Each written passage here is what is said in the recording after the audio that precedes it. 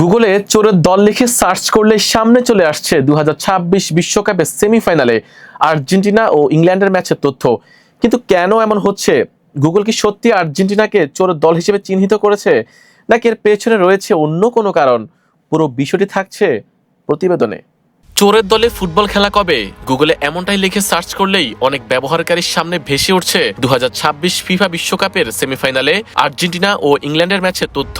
বিষয়টি ইতোমধ্যে সামাজিক যোগাযোগ মাধ্যমে ব্যাপক আলোচনার জন্ম দিয়েছে এবং নানা ধরনের প্রতিক্রিয়া দেখা যাচ্ছে।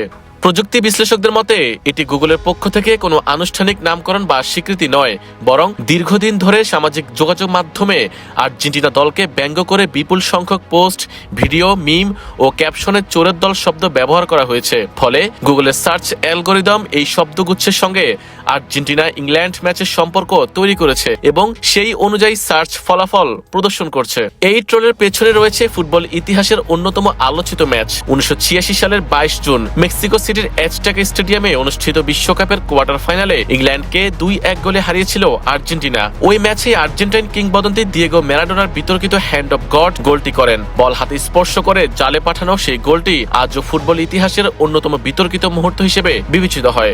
একই ম্যাচে ম্যারাডোনা প্রায় অর্ধেক মাঠ একাই ড্রিবল করে যে গোলটি করেছিলেন সেটি পরবর্তীতে গোল অব দ্য সেঞ্চুরি নামে বিশ্বজুড়ে পরিচিতি পায়। তবে হ্যান্ড অফ গড গোলকে কেন্দ্র করে প্রতিপক্ষ সমর্থকদের একটি অংশ এখনো আর্জেন্টিনাকে ব্যঙ্গ করে বিভিন্ন নামে উল্লেখ করে থাকে। 2026 বিশ্বকাপের সেমিফাইনালে আবারও মুখোমুখি হচ্ছে আর্জেন্টিনা ও ইংল্যান্ড। ফলে 4 দশক আগে সেই ঐতিহাসিক ম্যাচ এবং এর বিতর্ক নতুন করে আলোচনায় এসেছে। এর ধারাবাহিকতায় সামাজিক যোগাযোগ মাধ্যমে ছড়িয়ে পড়া অসংখ্য ট্রোল, মিম ও পোস্টের প্রভাবে চোরের দলে ফুটবল খেলা কবে এই ধরনের সার্চও ব্যাপক জনপ্রিয়তা পেয়েছে। Ariful Islam, EN sports.